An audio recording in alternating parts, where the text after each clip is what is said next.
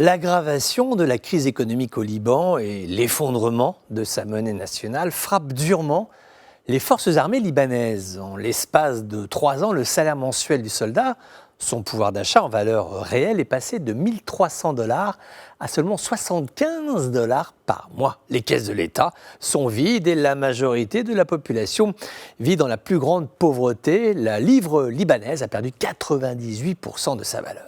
Les soldats qui ne s'en sortent plus quittent l'armée à la recherche de meilleures opportunités professionnelles, parfois même sans attendre la fin du contrat. Plusieurs centaines auraient déjà déserté en raison des bas salaires. D'autres ont recours à des emplois secondaires. L'armée ferme les yeux sur cette pratique qui est pourtant techniquement illégale. Les forces armées libanaises ont été longtemps maintenues à flot par de généreux donateurs. En juin 2022, le Qatar a annoncé un programme d'aide de 60 millions de $. Les États-Unis ont également annoncé le mois dernier un programme similaire de 72 millions de $, ce qui permettrait d'augmenter les salaires mensuels de chaque soldat de 100 $. Le chef de l'armée libanaise, le général Joseph Aoun, a déclaré, je cite, « La crise actuelle et son impact pourraient être les plus dangereux auxquels l'armée libanaise ait été confrontée à ce jour. » Fin de citation.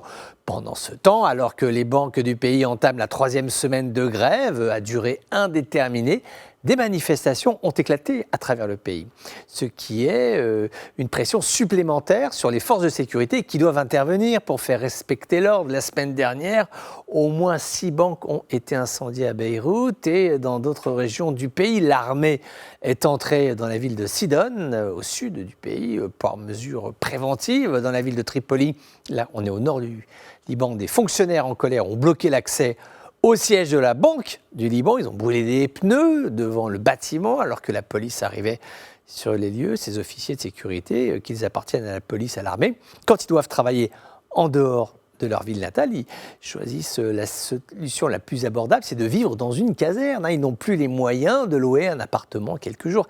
C'est terrible pour ces hommes et ces femmes chargés de faire respecter l'ordre et la sécurité au Liban, de se retrouver ainsi privés de salaire, parce que 75 $, ce n'est rien, donc privés de dignité dans leur vie professionnelle, dans leur vie personnelle, oui, de dignité dans leur vie privée. Le constat est absolument consternant.